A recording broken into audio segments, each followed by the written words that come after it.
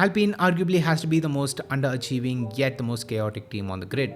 Alpine has always been setting its performance expectations high since 2022, yet the team has always managed to underachieve every single year, with 2024 being the worst of the 3 years in the ground effects era. Alpine's performance is a topic that has to be talked about, as I feel like the team is losing reputation each season, which should not be the case for a manufacturer team that has achieved so much in the sport. And I'll be making a separate video to talk about that later on. But coming back to this video, Alpine is allegedly considering to bin off their power unit department in F1 for 2026.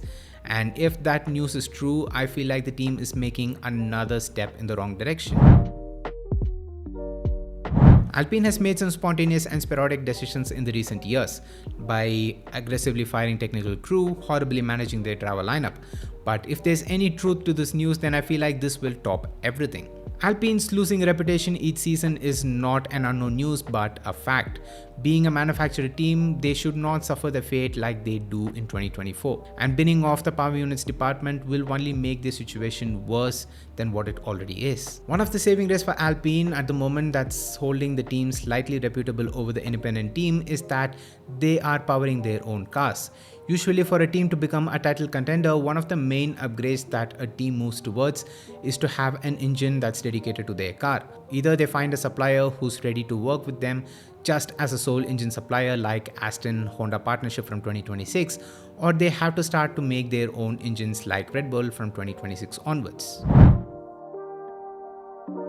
Having an engine that's custom built or built around your chassis and aerodynamic package always gives you the best opportunity to optimize a winning package. But when a team becomes one among the customer engines, there's usually a compromise that can't be avoided. As rather than trying to build an engine to fit with a car, you're trying to build a car to fit with the engine that was originally designed and developed for a car that may have a different aerodynamic philosophy, so there is an unavoidable compromise. Having an engine partnership with Red Bull is like going back to your toxic ex, and people say that it doesn't usually yield healthy relationship. When I first heard this news, I was a bit shocked, as though Alpine is a new name, Renault has so much experience and accolades in the sport as an engine manufacturer. Let's not forget, though Renault has had a pretty inconsistent performance as a team in Formula 1, them as an engine maker have a great legacy in the sport, as they pretty much won a title in every single engine regulation just in the past 30 years. So to see them go after an engine supplier as new as Red Bull was a bit of a shocker. Secondly, for anyone who has been watching Formula 1 for the past 10 years would know how the winning partnership between Red Bull and Renault deteriorated as we got to the turbo hybrid era.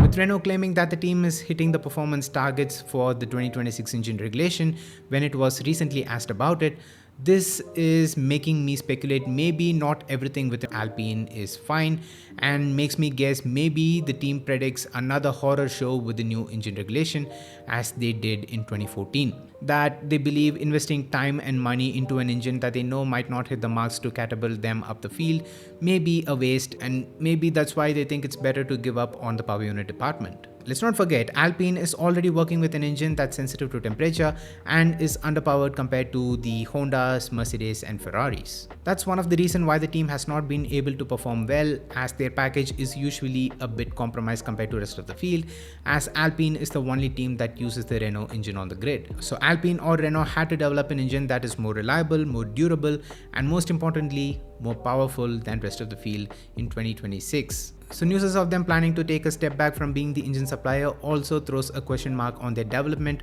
of the new 2026 engines and the progress that they made with it so far. It also raises questions on the recent investments that has flooded into the team from last year. So taking a step back from being an engine supplier is a wrong move for a team like Alpine, and I feel like they should have their own engine. As in the long run, if the team's ambitions are true that they want to become a title contender, I think it would be better off if they have their own engines that are dedicated to their car. Obviously, you can hire people who are experienced in the field to help you build better engines, but you can't demand changes being one among the customer teams. So yes guys, these are my thoughts and opinion on this whole situation, and if you enjoyed watching this video, make sure to hit the like button and let me know down in the comments on what are your thoughts on this. Do you think Alpine made the right choice by dropping their power units department, or do you think they should keep hold of it and try to hire the right people to build better engine for the 2026 engine regulation? Leave it down in the comments. With that being said, subscribe to the Renmaster channel if you haven't already, and also hit the bell icon while you're at it so you get notified when I upload a brand new video. And until next time, it's me Vinesh from Renmaster, and I'm out. Love you guys, stay safe, peace.